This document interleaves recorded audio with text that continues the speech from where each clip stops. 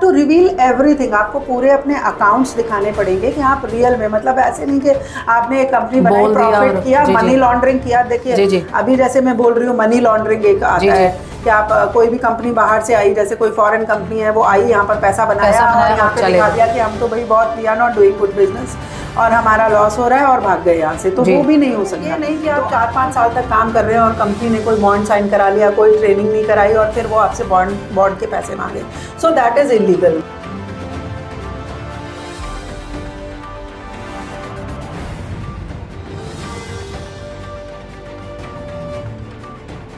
नमस्कार, मैं हूं मनप्रीत और आप देख रहे हैं आपका अपना चैनल वायरल सच। आज आपके लिए एक और इंफॉर्मेशनल इंटरव्यू लेकर आए हैं कॉर्पोरेट लॉ को लेकर। बहुत सारे लोग हैं जो डायरेक्ट कनेक्टेड हैं इन चीजों से, कोई काम कर रहा है वहां पर या फिर कोई अपनी कंपनी खोलना चाहता है, किसी की कंपनी में प्रॉब्लम्स आ रही हैं, समझ नहीं आ रही क्या करे कैसे करे। तो आपके लिए आज का ये स्पेशल इंटरव्यू है जहां पर हम डिस्कस करेंगे कॉर्पोरेट लॉ की, किस तरीके से आपकी समस्याओं का हल निकल सकता है। बट आपके लिए पूरा इंटरव्यू देखना बहुत ज्यादा जरूरी है ताकि आपके जो डाउट्स है वो भी क्लियर हो, और उसके अलावा भी अगर आपको कोई इंफॉर्मेशन चाहिए आप मुझे नीचे कमेंट में जरूर डालें। तो आइए हम बात करते हैं, हमारे साथ मौजूद हैं सपना मलिक जी, जो बहुत लॉन्ग टर्म से जो है प्रैक्टिस कर रहे हैं, जो सुप्रीम कोर्ट, हाई कोर्ट और डिस्ट्रिक्ट कोर्ट तीनों के देख रहे हैं, साथ में जो है ट्राइब्यूनल केसेस भी देखते हैं। तो आइए उनसे बात करते हैं, उनसे जानते हैं कि आज के कॉर्पोरेट लॉ की अगर हम बात करें, क्या ऐसी चीजें हैं जो हमें ध्यान में रखनी चाहिए, क्या ऐसी चीजें हैं जिसके ना होने से हमको क्या नुकसान हो सकता है। तो आइए जानते हैं सपना मलिक जी से। नमस्कार मैम, बहुत बहुत स्वागत है। नमस्कार, thank you for inviting me. Ma'am, सबसे पहले अगर बात करें कॉर्पोरेट लॉ, कितना बड़ा सेगमेंट है ये? सो कॉर्पोरेट लॉ में देखिए, वैसे तो कहा जाए तो कंपनी लॉ या कॉर्पोरेट लॉ एक बेयर एक्ट है, लेकिन उसके under the gamete of corporate law बहुत सारे लॉज आते हैं। एंटी ट्रस्ट लॉ है, कंपटीशन लॉ है, सेबी एक्ट है, आईपीसी के भी कुछ सेक्शंस, अगर आपका कोई एम्प्लॉय अगर मिसरिप्रेजेंटेशन कर रहा है तो आईपीसी के भी कुछ सेक्शंस आ सकते हैं, और बहुत सारे, मतलब अगर हम वाइट कॉलर क्राइम्स हैं, साथ में आपके कंज्यूमर मैटर्स में भी कुछ में, मतलब कहीं ना कहीं आपको कॉर्पोरेट लॉ में अगर हम देखें तो majorly insolvency and bankruptcy code है। एक आप उसमें एंटी, मतलब उसमें अगर आप बैंक्रप्सी फाइल कर सकते हैं। दूसरे, आपको कॉर्पोरेट लॉ से रिलेटेड आप जितने भी केसेस जाते हैं, आपको पता भी होगा कि ये ट्राइब्यूनल्स में जाते हैं, majorly national company law tribunal में। तो इस तरीके से अगर हम देखें तो कंपनी लॉ का जो गैमेट है वो बहुत बड़ा है, बहुत वाइड है, और we can one to one we can discuss about it. और इस चीज के ऊपर जो है हम एक लेमैन लैंग्वेज में बात करेंगे आज, ताकि जो लोग इन चीजों को नहीं समझ पाते वो आसानी से समझें इस चीजों को। और साथ में आप सभी से मैं ये भी कहना चाहूंगी, मैं आपकी तरफ से जो आज प्रश्न पूछने जा रही हूँ, आप सुने कि उसको एक बिल्कुल लेमैन लैंग्वेज में है कि किस तरीके से हमें दिक्कत आती है और हम समझना चाहते हैं, जानना चाहते हैं कॉर्पोरेट लॉ को। तो आप सभी से अनुरोध है कि अगर आपके भी कुछ क्वेश्चंस हैं मुझे नीचे कमेंट में जरूर लिखिएगा। सपना जी, सबसे पहला जो दिमाग में आता है, मुझे एक कंपनी बनानी है, उस कंपनी के लिए सबसे पहले जो है 5-6 कैटेगरीज दी जाती हैं, इधर प्रोप्राइटरशिप, एलएलपी या फिर प्राइवेट लिमिटेड। सबसे पहले अगर मुझे स्टार्ट करना है तो मुझे क्या करना है एज अ कॉर्पोरेट लॉ? सबसे पहले आई थिंक आपको क्या करना होगा कि या तो आप अपने सीए और साथ में लीगल एक्सपर्ट आपके पास जरूर होना चाहिए। सीए जो है वो भी आपको बेस्ट गाइड कर सकते हैं, बट एक लीगल, क्योंकि अल्टीमेटली जब आप कंपनी बना लेंगे तो अगर कोई भी लॉ वायलेट होता है तो फिर वहाँ पे लीगल चीज़ें मतलब आ जाती हैं, लीगल डिस्प्यूट्स आ जाते हैं। तो it is better to have a CA as well as a lawyer to understand कि क्या करना है। और बहुत सारे कॉर्पोरेट लीगल एंटिटीज़ हैं, जिस तरह से आप प्रोप्राइटरशिप बना सकते हैं, आप एलएलपी बना सकते हैं, which is a limited liability partnership, जिसमें कि आपकी लाइबिलिटी बहुत लिमिटेड होती है, लाइबिलिटी आपकी फिक्स्ड होती है। वहाँ पे एक अनलिमिटेड पार्टनरशिप, अनलिमिटेड कंपनीज भी होती हैं, लिमिटेड कंपनीज होती हैं, then there are private limited companies. उसके अलावा आप पार्टनरशिप डीड या पार्टनरशिप बना सकते हैं, there is one person company. तो वो मतलब आपका बिजनेस देख के, प्लस आप कितना इन्वेस्ट कर रहे हैं, क्या आपका शेयर कैपिटल है, कितना आपका प्रॉफिट होगा, और कितना वाइड आपका, मतलब कितना बड़ा बिजनेस है कि भाई आप एक सिटी में कर रहे हैं या पूरे इंडिया में कर रहे हैं या इंटरनेशनली जा रहे हैं। तो as per that the lawyer will advise you कि आप किस टाइप की कंपनी खोलें। और जब हमने सपोज कंपनी खोल ली, हम कुछ अपने लीगल राइट्स या फिर लीगल ऐसी चीजें बनाते हैं ताकि हम जो इन फ्यूचर है अपने आप को सेव कर सके। आपने बहुत अच्छा बताया कि लॉयर जो है स्टार्टिंग में ही हमें रख लेना चाहिए ताकि इन फ्यूचर दिक्कत ना आए। बट उसके साथ साथ जब हम अपने पूरी हम कहे कि एक एसओपी बनाते हैं, स्टैंडर्ड बनाते हैं कि ऐसे ऐसे काम करना है, ये चीज़ें होनी चाहिए, तो उसमें क्या हमें मेजरली चीज़ों का ध्यान रखना चाहिए कि ये पॉइंट जो है वो ज़रूर होने चाहिए कि इन फ्यूचर आपको दिक्कत ना हो? पहले तो सबसे पहले मैं ये कहूँगी कि आप अपना कंपनी नेम रिसर्च करेंगे।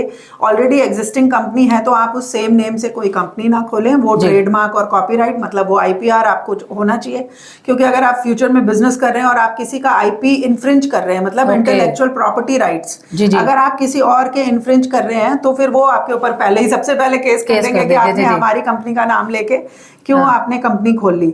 तो पहली बात तो सबसे पहले आप अपना आईपीआर या अपना आईपी लॉज में आप अपना रजिस्ट्रेशन कराइए। ट्रेडमार्क, कॉपीराइट, डिजाइन्स, व्हाटएवर जो भी जिस टाइप का भी आपका बिजनेस है, वो लोगो, नेम, ट्रेड नेम सब आपका रजिस्टर्ड होगा।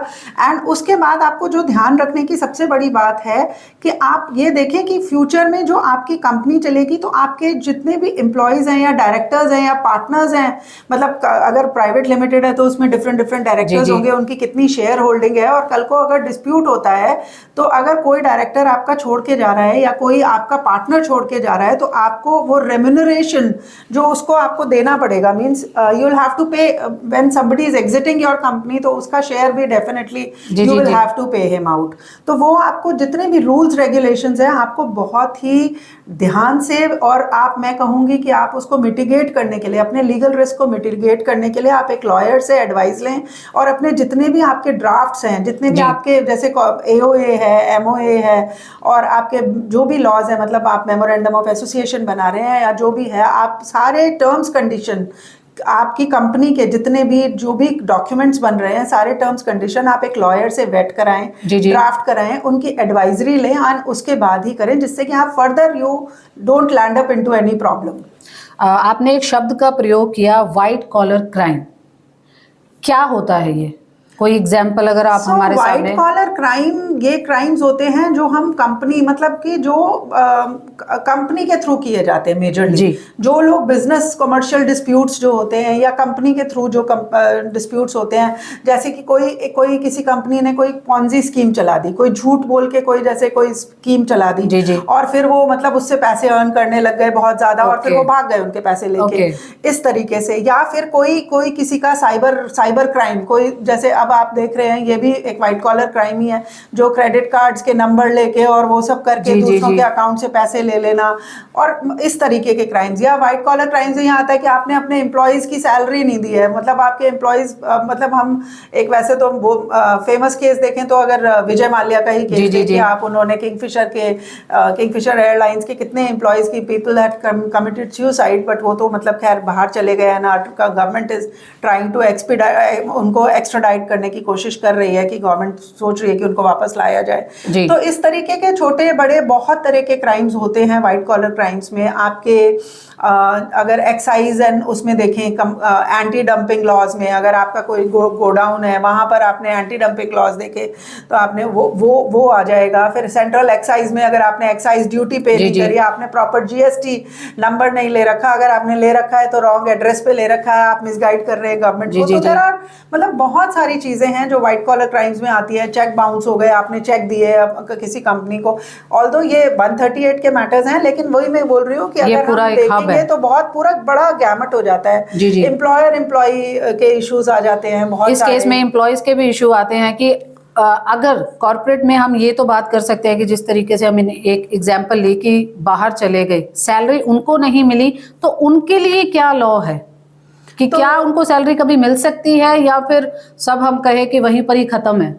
देखिए, अगर जैसे एम्प्लॉयर एम्प्लॉय इश्यूज में मेजरली यही इश्यूज आते हैं कि कोई कंपनी या तो आपसे इलीगली बॉन्ड साइन करा लेती है। जितनी भी बड़ी बड़ी कंपनीज हैं आजकल बॉन्ड साइन कराती हैं, वो इंडियन कॉन्ट्रैक्ट एक्ट के अंडर, कि भाई मतलब, लेकिन वो आपका section 25 of Indian contract act के अगेंस्ट है। इट इज कॉन्ट्रडिक्टरी, बिकॉज आप वो जो बॉन्ड आप साइन कराएंगे, या तो आप उसमें स्पेसिफिकली कुछ ट्रेनिंग के लिए इन्वेस्ट कर रहे हैं, कंपनी ने आपकी ट्रेनिंग में 4-5 लाख रुपए लगा दिए और कंपनी ने आपको कहीं बाहर भेजा, आपको कुछ सिखाया और आप फिर मतलब आप कंपनी से बहुत जल्दी प्रोबेशन पीरियड में या 1 साल में ही छोड़कर चले गए, तो फिर कंपनी को राइट है कि वो आपसे वो अमाउंट ले सकती है। लेकिन ये नहीं कि आप 4-5 साल तक काम कर रहे हैं और कंपनी ने कोई बॉन्ड साइन करा लिया, कोई ट्रेनिंग नहीं कराई और फिर वो आपसे बॉन्ड के पैसे मांगे, सो दैट इज इलीगल। मतलब ये दोनों तरफ से होता है। दूसरा हमारा अगर हम देखें कि एम्प्लॉयर एम्प्लॉय इश्यूज में मेजरली सैलरी के इश्यूज आते हैं, प्रमोशन के इश्यूज आते हैं, पार्शियलिटी बायसनेस होती है और इंटरनल पॉलिटिक्स होती है कॉर्पोरेट्स में बहुत ज्यादा, यू नो। तो मतलब कि किसी का किसी के साथ अच्छे टर्म्स है तो उनको प्रमोशन मिल जाती है, तो ये सारे इश्यूज भी हम लोग डील करते हैं मेजरली। जैसे कंपनी से किसी को मिसकंडक्ट के ग्राउंड पे या किसी और ग्राउंड पे टर्मिनेट कर दिया, तो वो अगर इलीगल टर्मिनेशन है तो वो आप लेबर कोर्ट में चैलेंज कर सकते हैं। तो ये हम एक इंडिविजुअल देख सकते हैं या फिर हम जो है मास में अगर हमारे पास काफी एम्प्लॉयज आए कि नहीं लगातार ये कंपनी हमारे साथ कर रही है, तो ऐसे केस भी जो है आप देखते हैं? बिल्कुल। तो ऐसा भी होता है कि बहुत बड़ी कंपनीज है, 300, 400, 700 पैन इंडिया कंपनीज हैं, वो कुछ घपला करके कुछ वजह से मतलब उनका फाइनेंशियल स्टेटस ठीक नहीं है, तो वो उस वजह से बैंक्रप्सी में जा रही है या वो बंद कर रही हैं। तो हाँ, बहुत सारे एम्प्लॉयज, मतलब हम इंडिविजुअल एम्प्लॉयज के भी केसेस होते हैं और लेते हैं, प्लस बहुत मतलब कलेक्टिवली अगर एम्प्लॉयज आते हैं तो उनके भी केसेस होते हैं। और हमने एक किया है आस्क मी करके एक कंपनी थी, गो गेट इट इन्फो सर्विसेज के, तो हमने 400-500 एम्प्लॉयज का केस हमने उनका किया था इसमें। और वो उनके जो ओनर्स थे वो मलेशिया भाग गए थे एंड दे डिड नॉट पे, और वो फिर उन्होंने मतलब, और एक येपमी करके एक कंपनी थी, उनका भी हमने केसेस किया है। तो टुगेदर अगर एम्प्लॉयज आते हैं तो आप as a financial creditor file कर सकते हैं। अगर कंपनी ने भी बैंक्रप्सी फाइल करी हुई है इंसॉल्वेंसी एंड बैंक्रप्सी कोड के अंदर, तो आप you become a financial creditor. तो आप डिमांड नोटिस भेज सकते हैं कि भाई मेरा एज अ फाइनेंशियल क्रेडिटर हमारा इतना डिमांड नोटिस है, और आपको वो जो भी कंपनी के एसेट सेल किए जाएंगे या जो भी कंपनी के पास मतलब लिक्विड कैश या व्हाटएवर इज देयर, तो उसके अकॉर्डिंग प्रो राटा बेसिस पे आपकी जो भी ड्यूज हैं वो क्लियर किए जाएंगे। एंड दीज केसेस में mostly go into NCLT, company law tribunal में जाते हैं, या कंपनी एपेलेट ट्राइब्यूनल है। अगर आप उससे सेटिस्फाइड नहीं है तो आप अपील भी फाइल कर सकते हैं एपेलेट ट्राइब्यूनल। कॉर्पोरेट लॉ क्या कहता है कि अगर कंपनी के पास पैसे नहीं हैं, क्या उनको एम्प्लॉयज को जो है पहले इंफॉर्मेशन देनी चाहिए, या फिर जैसे ही उनको लग रहा है कि इसके बाद हम कुछ पे नहीं कर सकते, सो दे हैड टू पे सम एक्स्ट्रा अमाउंट और any extra thing on this? So ethical companies क्या करती हैं कि देखिए जो भी है, अब अगर हम एथिकल कंपनीज की बात करें तो टाटा की बात आती है सबसे बड़ी। अपने मतलब हमारे टाटा के चेयरमैन भी रतन टाटा है, सो रिस्पेक्टेड। तो उन्होंने, अगर हम देखें, उन्होंने कोविड पीरियड में भी सबको प्रॉपर सैलरीज दी विदाउट वर्क या मतलब कहीं पे भी। लेकिन क्या हुआ, चलो कोई मेजर कैलेमिटी आ गई, अगर कोविड आ गया, वी कैन अंडरस्टैंड, बहुत कंपनीज बंद हुई, तो उसमें मेरे ख्याल से आपको पहले ही अपने एम्प्लॉयज को एक नोटिस भेज देना चाहिए कि भाई company is not doing good. तो एक तो कॉस्ट कटिंग होगी कंपनी में, और आप रेडी रहें उस कॉस्ट कटिंग के लिए। हो सकता है कि आप थोड़े दिन का प्रॉब्लम है तो आपके एम्प्लॉयज भी समझते हैं and they are ready to go with it and they are ready to work, continue working with you। लेकिन अगर आपको लगता है, आप नोटिस दे सकते हैं कि भाई कोई भी एम्प्लॉय अगर ये उसको प्रॉब्लम है या कंपनी वाइंड अप होने वाली है या बंद होने वाली है, तो आप उनको पहले ही बोल दें कि आप रिजाइन कर दें और आप दूसरी जगह पे जॉब्स अपनी सिक्योर कर लें, सो दैट मतलब the employees also don't lose out. And company तो अगर बैंक्रप्सी में गई है, तो अगर कंपनी के जो भी एसेट्स हैं, and depends on the legal entity की वो क्या फॉर्म है, मतलब एलएलपी है, प्राइवेट लिमिटेड है, उसी के अकॉर्डिंग जो भी है प्रो राटा बेसिस पे एम्प्लॉयर्स को पे किया जाएगा। लाइक द सेम कि जैसे कि हम बात कर रहे हैं अभी कि हमें नोटिस पीरियड पहले सर्व करना पड़ता है, तो अगर कंपनी हमें जाने के लिए कह रही है तो उस नोटिस पीरियड का क्या वो भी पे करते हैं? बिल्कुल, मतलब legally speaking it is both sides, लेकिन जो भी है कंपनीज आजकल बहुत आर्बिट्ररी और इलीगल क्लॉजेस बनाती है, सब कुछ अपने ही फेवर में बनाते हैं। कोई भी एम्प्लॉयर और मतलब एम्प्लॉई के फेवर में नहीं करता।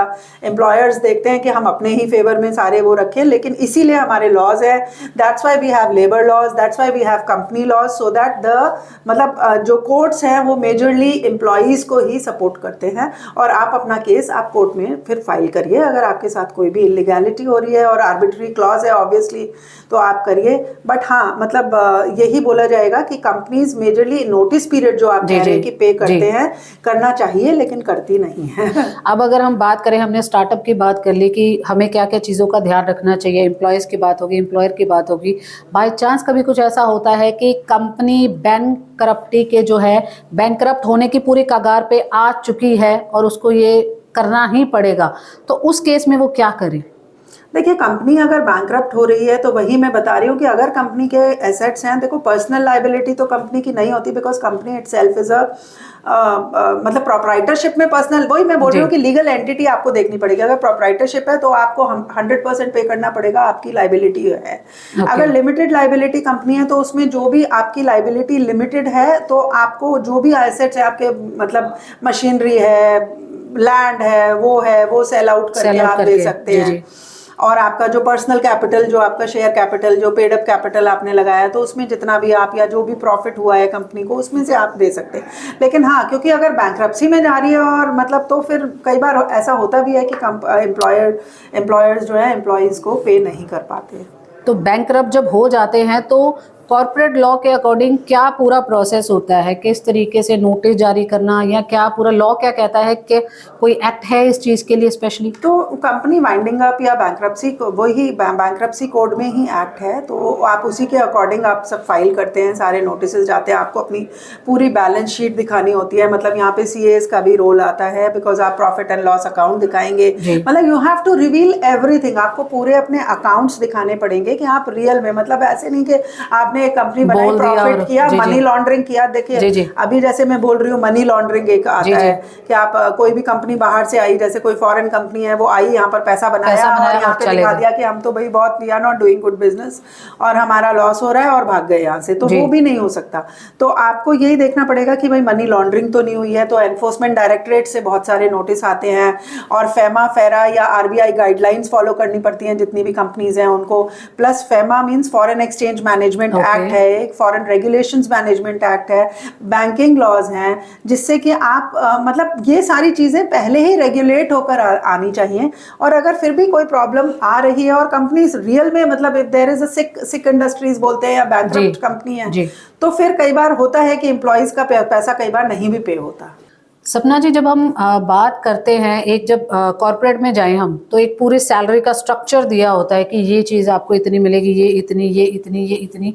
तो जब हम कोई कंपनी ओपन करते हैं, तो जब हमें सैलरी बनानी होती, क्या क्या कंप्लायंसेस उसमें ऐड होते हैं? देखिए, जो भी है एज पर लॉ, हमारा जो पेमेंट ऑफ वेजेस एक्ट बना हुआ है, हमारे बहुत सारे लॉज हैं एम्प्लॉयज़ के लिए। एम्प्लॉय ESI एक्ट है जो, और कॉम्पनसेशन एक्ट बना हुआ है एम्प्लॉयज़ के लिए। तो मतलब एक मिनिमम वेजेस एक्ट बना है, मैटरनिटी लॉज बने हुए हैं विमेन के लिए। somebody is you know pregnant, you cannot fire if she is in, so you have to mandatorily give maternity, उसको बेनिफिट देना पड़ेगा, लीव देना पड़ेगा, जो कि कॉर्पोरेट्स नहीं करते। कई बार कॉर्पोरेट्स उनको बोल देते हैं कि रिजाइन कर दो या टर्मिनेट कर देते हैं उस time. So I mean, I think ये तो बिल्कुल नहीं करना चाहिए। और मैं यही बोलूँगी कि जितने भी, जैसे कि अगर हम जो आप बोल रहे हैं कि जितने भी कंपोनेंट्स होते हैं हमारे, तो वो सारे ही components I think legally we have a right to it. लेकिन कई बार अगर कंपनी लॉस में जा रही है तो एक ग्रॉस बेसिक सैलरी तो सबका राइट होता है। और कंपनी के लिए भी बहुत सारे कंप्लायंसेस होते हैं। अगर आप कंपनी खोल रहे हैं तो आपके जितने भी लेबर लॉज हैं, तो मैं ये बोलूँगी स्टैट्यूटरी, रेगुलेटरी और लीगल कंप्लायंस सारी कंपनीज को मैंडेटरी होते हैं। तो आपको, अगर आपके पास 20 से ज़्यादा एम्प्लॉयज़ हैं सपोज, तो आपको ESI में, प्रोविडेंट फंड, आपको ये सब चीज़ें रजिस्टर करानी पड़ेंगी। दूसरा, आपको अगर कॉन्ट्रैक्ट लेबर लाइसेंस लेना पड़ेगा। अगर कॉन्ट्रैक्चुअल एम्प्लॉयज़ है तो कॉन्ट्रैक्चुअल एम्प्लॉयज़ के भी सेम राइट्स होते हैं जो आपके परमानेंट एम्प्लॉयज़ के राइट्स होते हैं। फिर मैटरनिटी बेनिफिट्स देने पड़ते हैं। फिर एक पॉश एक्ट है जो आजकल, prevention of sexual harassment at work place, ये बहुत इंपॉर्टेंट एक्ट है। If women are working with you and आपके 20 से भी ज़्यादा एम्प्लॉयज़ हैं and you have women working with you, और विमेन लेट नाइट काम कर रही हैं, जैसे BPO सेक्टर है और कॉर्पोरेट्स में भी, और कुछ कंपनीज 24/7 वर्क करती हैं, तो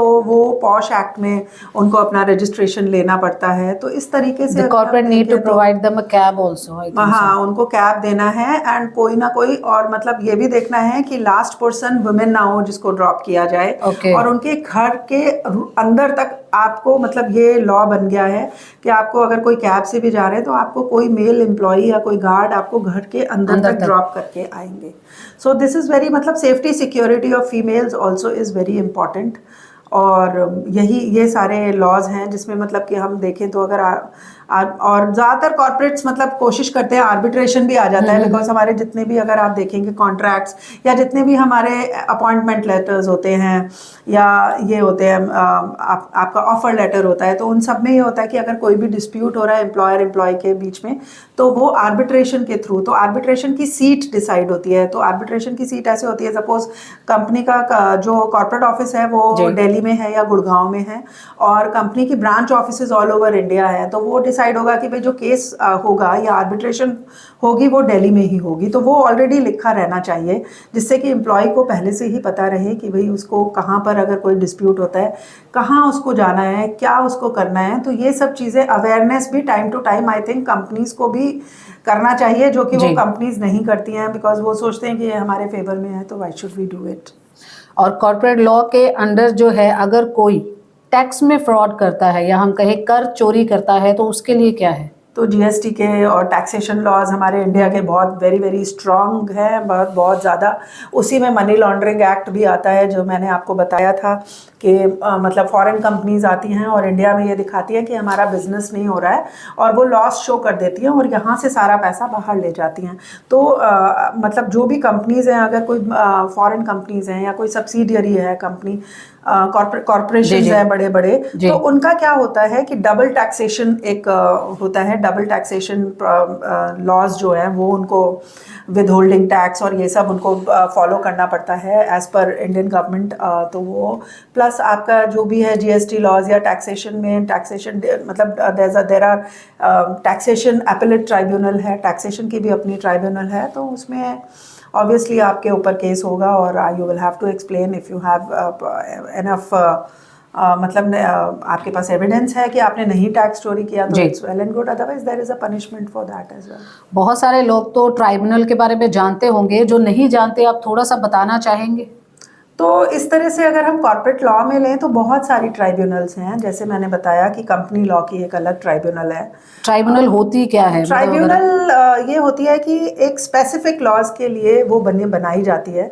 मतलब tribunal is a place where the retired जजेस या लीगल इल्यूमिनरीज बैठते हैं, जहाँ पे वो स्पेसिफिक सिर्फ एक पर्टिकुलर लॉ के बारे में या पर्टिकुलर एक्ट के बारे में डिसाइड किया। Suppose as if you talk about company law, तो ये एनसीएलटी है। अगर हम टैक्सेशन का देखते हैं तो टैक्स ट्राइब्यूनल्स बनी हुई हैं, आईटैट है और अपीलेट ट्राइब्यूनल्स हैं। फिर डीआरटी है, डेट रिकवरी ट्राइब्यूनल है, अगर बहुत ज़्यादा डेट है किसी के ऊपर तो वो डेट का कैसे रिकवर किया जाए। फिर उसमें सरफेसी एक्ट आ जाता है। तो बहुत मतलब डिफरेंट ट्राइब्यूनल, एक्साइज ट्राइब्यूनल बनी हुई है, सेंट्रल एक्साइज ट्राइब्यूनल है, एंटी डंपिंग लॉज, या एक्साइज में अगर ड्यूटी पे नहीं करी है आपने, कस्टम्स की ड्यूटी पे नहीं करी है, तो ये भी एक मतलब ये भी एक क्राइम है कि कस्टम्स आपने मतलब कस्टम ड्यूटी पे नहीं करी, ये नहीं करी ऑन अ लार्ज स्केल, तो उसके लिए भी मतलब। तो there are various tribunals for each particular laws. Environmental laws में अगर आप देखें तो एनजीटी है, विच इज़ क्या होता है कि बहुत सारी कॉर्पोरेट्स आके बाहर से यहाँ पर कोई भी फैक्ट्री या मैन्युफैक्चरिंग प्लांट लगा रही है, तो उनको भी बहुत सारे क्या कहते हैं कि एनओसीज लेने पड़ते हैं कि वो मतलब यहाँ का एनवायरनमेंट आके ख़राब ना करे। अब सपोज गोवा में कोई प्लांट लग रहा है और गोवा का एकदम एनवायरनमेंट बहुत साफ़ है, तो उनको एनओसी लेना पड़ेगा, पॉल्यूशन एनओसी सबसे बड़ा बात है। तो वो नेशनल ग्रीन ट्राइब्यूनल जो है उसमें वो आपके ऊपर नोटिस भेज सकती है, सियो मोटो नोटिस भी आ सकता है, ज़रूरी नहीं है कि कोई कंप्लेंट करे। So these laws are also vigilant, ये विजिलेंस लॉज भी बने हुए हैं, मतलब ये सारे जो हैं ये देखते रहते हैं। दे आर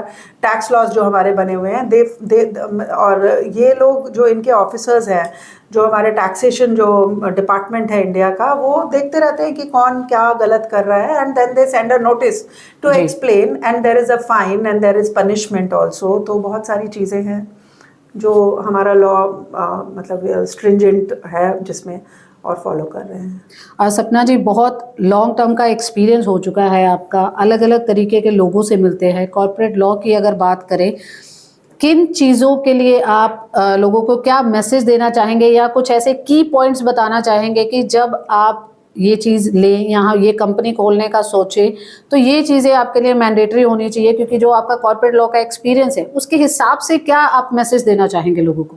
तो मैं सबसे पहले यही कहूँगी कि आपको लगता है कि लीगल सबसे पहले, सबसे initially if you are starting a company, सबसे पहले आप किसी लॉयर को रिटेनर पे रखें। लॉयर का रिटेनर आपको थोड़ा सा पिंच कर सकता है इनिशियली, लेकिन वो आपको बहुत बड़ी बड़ी प्रॉब्लम से सेव करेगा। और हम तो ये कहते ही हैं कि if you want to do litigation free business and you want to mitigate all your legal risk, so you hire a lawyer और you consult a lawyer and take that law firm और a lawyer on your retainer.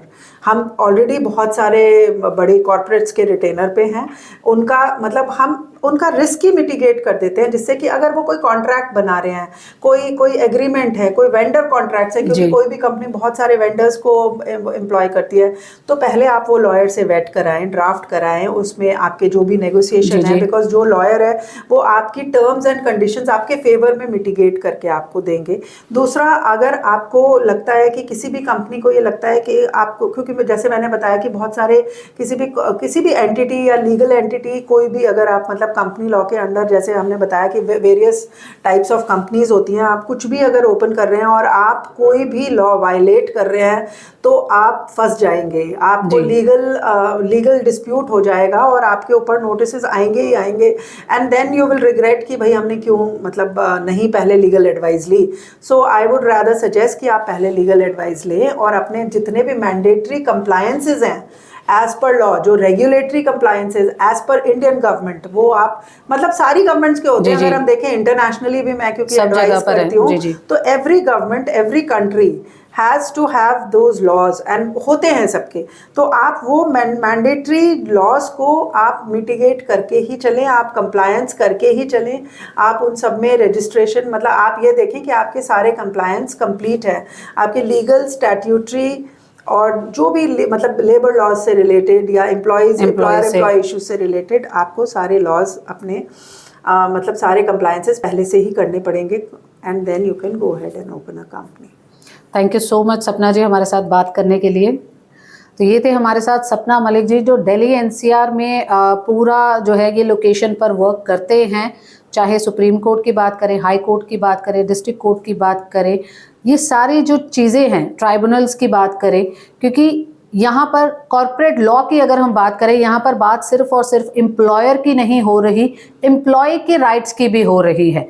तो आपको जो information दी गई है कि अगर आप एम्प्लॉयर हैं तो एम्प्लॉयर होने के नाते आपको किन किन चीज़ों का ध्यान रखना चाहिए, क्या हमारा लॉ कहता है, उसके अकॉर्डिंग हमने आपको इन्फॉर्मेशन दी। और अगर आप एम्प्लॉय हैं और अगर आपका एम्प्लॉयर आपके साथ कुछ गलत कर रहा है या फिर कुछ ऐसे कंप्लायंसेस है, जैसे सैलरी है या कुछ भी ऐसा, जैसे मैटरनिटी लीव की अगर हम बात करें, बहुत सारे ऐसे कॉर्पोरेट लॉ बने हुए हैं हमारे लिए, एम्प्लॉयर्स के लिए खास तौर पर, शायद इनके बारे में इन्फॉर्मेशन नहीं है उनको। तो आप सभी से भी रिक्वेस्ट है कि अगर कोई भी आपके आसपास या आप खुद इसके बारे में कोई इन्फॉर्मेशन लेना चाहते हैं तो आप हमें नीचे कमेंट में ज़रूर लिखिएगा, क्योंकि ये कार्यक्रम हमने सिर्फ इसीलिए शुरू किया है ताकि जो गुरुग्राम की जनता ना होकर दिल्ली एनसीआर की पूरी जनता है, उनको जो दिक्कतें आ रही हैं, लॉ के बारे में लोग इतना ज़्यादा अवेयर नहीं है, तो इसको आपके लिए ईजी कैसे बनाया जाए, जो कि आज हमारे साथ सपना मलिक जी ने कहा। और इसी तरीके से हम आगे भी इंफॉर्मेशनल चीज़ें आपके साथ लेकर आते रहेंगे और सपना मलिक जी हमारे साथ इसी तरीके से बनी रहेंगी। आपसे अनुरोध है कि इस वीडियो को जो है ज़्यादा से ज़्यादा शेयर करें, ताकि जो इन्फॉर्मेशन है, सही इन्फॉर्मेशन है, वो पास ऑन हो सके। और अगर आपको कोई दिक्कत या परेशानी है तो हमें नीचे कमेंट भी करें, आपकी जो है पूरी सहायता करने का यहाँ पर प्रयास किया जाएगा।